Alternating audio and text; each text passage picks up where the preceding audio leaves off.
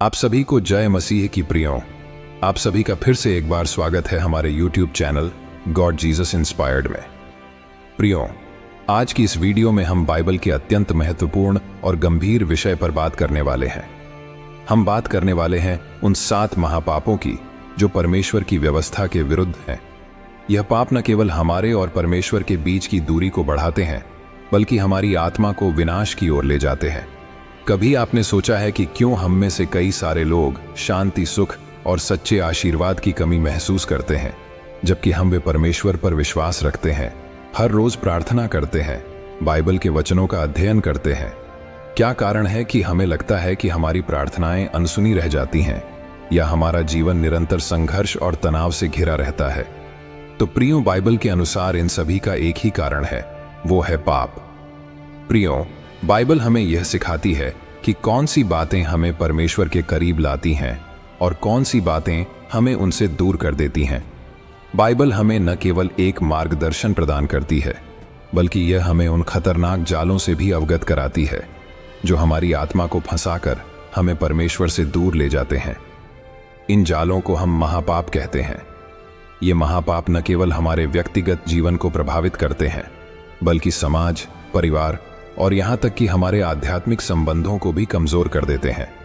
इस वीडियो में हम गहराई से समझेंगे कि ये 7 महापाप कौन कौन से हैं, कैसे ये हमारे जीवन में प्रवेश करते हैं और इन्हें कैसे पहचाना जा सकता है। साथ ही हम जानेंगे कि कैसे इनसे बचकर हम अपने जीवन को परमेश्वर की कृपा और आशीर्वाद से भर सकते हैं। तो चलिए बाइबल के अनुसार जानते हैं उन 7 महापापों को जो परमेश्वर के व्यवस्था के विरुद्ध है। पहला महापाप है व्यभिचार। प्रियों, व्यभिचार को बाइबल में एक अत्यंत गंभीर महापाप के रूप में देखा गया है। यह पाप परमेश्वर के द्वारा स्थापित विवाह के पवित्र बंधन का उल्लंघन करता है। बाइबल में निर्गमन 20:14 में कहा गया है, तू व्यभिचार न करना। प्रियों, विवाह एक ऐसा पवित्र बंधन है जिसे परमेश्वर ने स्वयं स्थापित किया है और इसे तोड़ना परमेश्वर के प्रति अवज्ञा के रूप में देखा जाता है। व्यभिचार का पाप केवल शारीरिक संबंधों तक सीमित नहीं है। बाइबल में मत्ती 5:28 में प्रभु यीशु ने स्पष्ट रूप से कहा है, परंतु मैं तुमसे यह कहता हूं कि जो कोई किसी स्त्री पर काम वासना से दृष्टि डाले, वह अपने मन में उससे व्यभिचार कर चुका। प्रियों, यह वचन बताता है कि व्यभिचार का पाप हमारे विचारों, इच्छाओं और भावनाओं में भी होता है। शारीरिक संबंध से पहले भी अगर हमारे मन में किसी के प्रति अनुचित विचार आते हैं, तो वह व्यभिचार का पाप है। बाइबल हमें सिखाती है कि व्यभिचार न केवल एक व्यक्ति के जीवन को नष्ट करता है, बल्कि समाज में अस्थिरता और पारिवारिक बिखराव का कारण भी बनता है। यह पाप परमेश्वर के प्रति हमारी निष्ठा को तोड़ता है और हमें आध्यात्मिक रूप से कमजोर बनाता है। बाइबल में राजा दाऊद का उदाहरण मिलता है, जिन्होंने बतशेबा के साथ व्यभिचार किया और इसके परिणाम स्वरूप उनके जीवन में अनेक कठिनाइयों का सामना करना पड़ा। व्यभिचार का पाप न केवल व्यक्तिगत जीवन को प्रभावित करता है, बल्कि समाज और परिवार में भी अस्थिरता और बिखराव का कारण बनता है। यह पाप हमारे और परमेश्वर के बीच की दूरी को बढ़ाता है और हमें आत्मिक रूप से कमजोर बनाता है। इसीलिए प्रियों, व्यभिचार के पाप से दूर रहिए। दूसरा महापाप है मूर्ति पूजा। प्रियों, मूर्ति पूजा बाइबल में परमेश्वर की पहली और दूसरी आज्ञा का उल्लंघन करती है। बाइबल में मूर्ति पूजा को एक गंभीर महापाप माना गया है, क्योंकि यह परमेश्वर की सर्वोच्चता को चुनौती देता है। निर्गमन 20:3 और 4 में स्पष्ट रूप से कहा है, तू मेरे सामने किसी और ईश्वर को न मानना, और तू अपने लिए कोई मूर्ति खोद कर न बनाना, किसी वस्तु की भी मूर्त न बनाना, जो ऊपर आकाश में या नीचे पृथ्वी पर या पृथ्वी के नीचे पानी में हो। प्रियों, मूर्ति पूजा का अर्थ केवल मूर्तियों की पूजा करना नहीं है, बल्कि यह किसी भी वस्तु, व्यक्ति या विचार को परमेश्वर से ऊपर रखना है। यह धन, सत्ता, प्रतिष्ठा या किसी अन्य सांसारिक वस्तु के प्रति अत्यधिक प्रेम या आसक्ति भी हो सकता है। जब हम किसी भी चीज को परमेश्वर से अधिक महत्व देते हैं, तो हम मूर्ति पूजा के पाप में फंस जाते हैं। बाइबल में राजा सुलेमान का उदाहरण मिलता है, जिन्होंने अपनी पत्नी के प्रभाव में आकर मूर्ति पूजा की और इसका परिणाम यह हुआ कि उनका राज्य विभाजित हो गया। प्रियों, इस तरह के पाप से न केवल हमारा आध्यात्मिक जीवन प्रभावित होता है, बल्कि हमारे समाज और परिवार पर भी इसका बुरा प्रभाव पड़ता है। परमेश्वर का आदेश स्पष्ट है कि हमें केवल उसकी आराधना करनी चाहिए और किसी अन्य वस्तु या व्यक्ति को उसके समान स्थान नहीं देना चाहिए। तीसरा महापाप है ईश्वर के प्रति अविश्वास। प्रियों, बाइबल में सबसे बड़ा महापाप परमेश्वर के प्रति अविश्वास है। परमेश्वर पर विश्वास न करना एक ऐसा पाप है जो हमारे पूरे आध्यात्मिक जीवन को नष्ट कर सकता है। ईश्वर के प्रति विश्वास हमारी आत्मा की नींव है और इस नींव के बिना हमारी आत्मा खोखली हो जाती है। बाइबल में इब्रानियों 11:6 में लिखा है, और बिना विश्वास के उसे प्रसन्न करना असंभव है, क्योंकि जो उसके पास आता है उसे विश्वास करना चाहिए कि वह है, और जो उसे ढूंढते हैं उन्हें प्रतिफल देता है। प्रियों, यहाँ पर विश्वास का अर्थ केवल यह नहीं है कि हम मानें कि परमेश्वर है, बल्कि यह भी है कि हम उसके मार्गदर्शन पर पूरी तरह से भरोसा करें। जब हम परमेश्वर पर अविश्वास करते हैं तो हम उसकी योजनाओं, उसके प्रेम और उसकी दया को अस्वीकार करते हैं। यह अविश्वास हमें आत्मिक रूप से कमजोर बना देता है और हमारे जीवन में अंधकार फैलाता है। बाइबल में कई स्थानों पर बताया गया है कि अविश्वास के कारण लोग परमेश्वर से दूर हो गए और उनके जीवन में कठिनाइयों का सामना करना पड़ा। उदाहरण के लिए, इजरायलियों का रेगिस्तान में परमेश्वर पर अविश्वास करना और मूसा का उन्हें सही मार्ग पर न चलने के लिए फटकारना एक स्पष्ट उदाहरण है।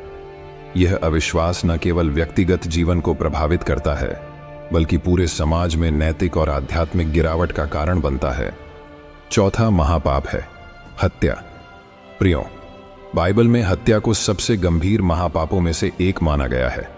हत्या न केवल किसी के शारीरिक जीवन को समाप्त करती है, बल्कि यह परमेश्वर की छवि में बने हुए व्यक्ति के प्रति सबसे बड़ा अपराध है। बाइबल में निर्गमन 20:13 में कहा गया है, तू हत्या न करना। यह आदेश हमारे जीवन में एक मूलभूत सिद्धांत स्थापित करता है कि जीवन का सम्मान किया जाना चाहिए, क्योंकि यह परमेश्वर का उपहार है। हत्या केवल शारीरिक रूप से ही नहीं, बल्कि मानसिक और भावनात्मक रूप से भी की जा सकती है। बाइबल में मत्ती 5:21 और 22 में यीशु ने कहा है, तुम सुन चुके हो कि पुरनियों से कहा गया था, तू हत्या न करना, और जो कोई हत्या करेगा वह न्याय के योग्य होगा। परंतु मैं तुमसे यह कहता हूं कि जो कोई अपने भाई पर क्रोध करेगा वह न्याय के योग्य होगा। इसका अर्थ यह है कि किसी के प्रति क्रोध, घृणा या द्वेष भी हत्या के समान ही पाप है। हत्या का पाप न केवल व्यक्ति के जीवन को नष्ट करता है, बल्कि समाज में भय और अराजकता का वातावरण भी पैदा करता है। बाइबल में काइन और हाबिल की कहानी हमें यह सिखाती है कि हत्या का पाप कितनी गंभीर सजा का कारण बन सकता है।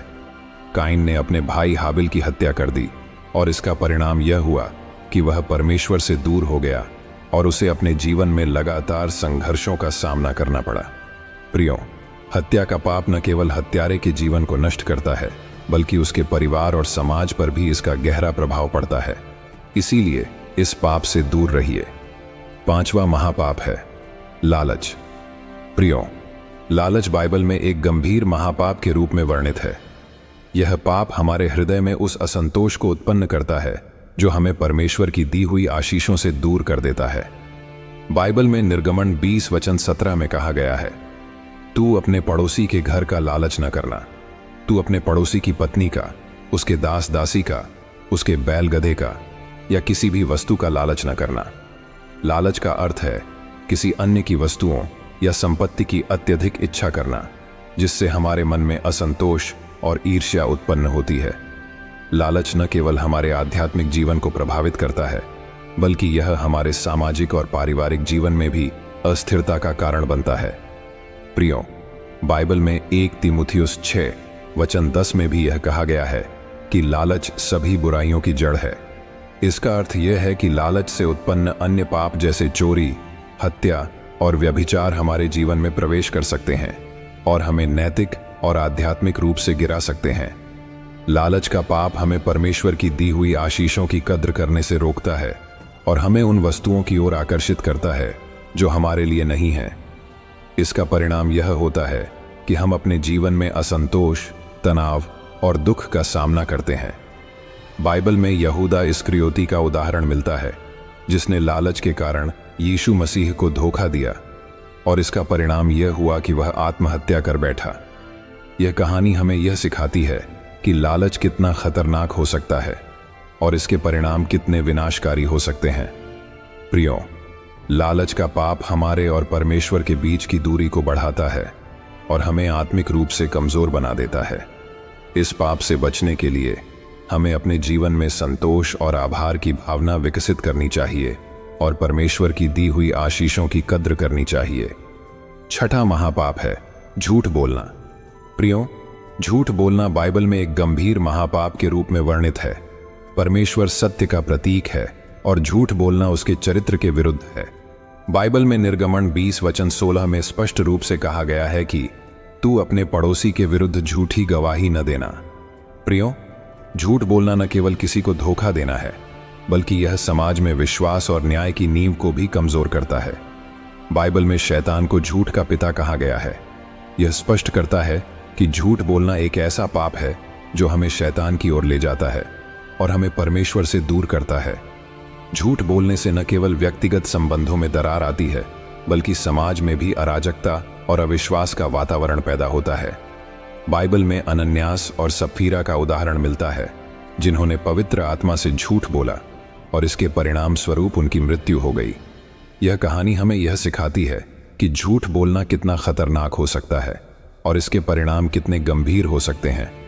प्रियो, झूठ बोलने का पाप हमारी आत्मा को दोषी बना देता है और हमें नैतिक और आध्यात्मिक रूप से कमजोर कर देता है। परमेश्वर ने हमें सत्य बोलने की शिक्षा दी है और झूठ बोलने से हम उसके आदेश का उल्लंघन करते हैं। इस पाप से बचने के लिए हमें अपने शब्दों में सत्यता और ईमानदारी बनाए रखनी चाहिए और किसी भी परिस्थिति में झूठ बोलने से बचना चाहिए। सातवां और आखिरी महापाप है चोरी। प्रियो, चोरी बाइबल में एक गंभीर महापाप के रूप में वर्णित है।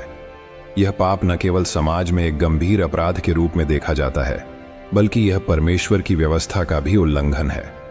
बाइबल में निर्गमन 20:15 कहा गया है, तू चोरी न करना। चोरी का अर्थ केवल किसी की भौतिक संपत्ति या धन को चुराना नहीं है, बल्कि किसी की प्रतिष्ठा, सम्मान या अधिकार को छीनना भी चोरी के अंतर्गत आता है। प्रियो, चोरी का पाप न केवल व्यक्तिगत स्तर पर नुकसान पहुंचाता है, बल्कि समाज में अविश्वास, असुरक्षा और अव्यवस्था का वातावरण भी पैदा करता है। यह पाप हमारी आत्मा को परमेश्वर से दूर ले जाता है और हमें अनैतिक और गैर कानूनी कार्यों की ओर आकर्षित करता है। बाइबल में यहूदा इस्करियोती का उदाहरण मिलता है, जिसने लालच के वश में आकर यीशु मसीह को चांदी के 30 टुकड़ों के लिए धोखा दिया और उनके साथ विश्वासघात किया। यह चोरी का एक ऐसा पाप था जिसने यहूदा को आत्मविनाश की ओर धकेल दिया। यहूदा की कहानी हमें यह सिखाती है कि चोरी केवल भौतिक संपत्ति की ही नहीं, बल्कि किसी के विश्वास और समर्पण की भी हो सकती है और इसका परिणाम हमेशा विनाशकारी होता है। तो प्रियो, ये है वो 7 महापाप जो परमेश्वर के व्यवस्था के विरुद्ध है। इन पापों से बचने का सबसे महत्वपूर्ण तरीका है कि हम बाइबल के मार्गदर्शन का पालन करें, अपने जीवन में सत्य, ईमानदारी और संतोष को बनाए रखें और परमेश्वर पर पूरी तरह से विश्वास करें। प्रियो, हमें अपने विचारों, इच्छाओं और कार्यों को शुद्ध रखना चाहिए और किसी भी परिस्थिति में इन पापों की ओर आकर्षित नहीं होना चाहिए। तो प्रियो, अगर आपको यह वीडियो पसंद आया हो तो वीडियो को लाइक करें, कमेंट में आमीन टाइप जरूर करें और अपने परिवार के साथ यह वीडियो शेयर जरूर करें। मिलते हैं अगले वीडियो में, तब तक प्रभु आप सभी को आशीष दे। आमीन।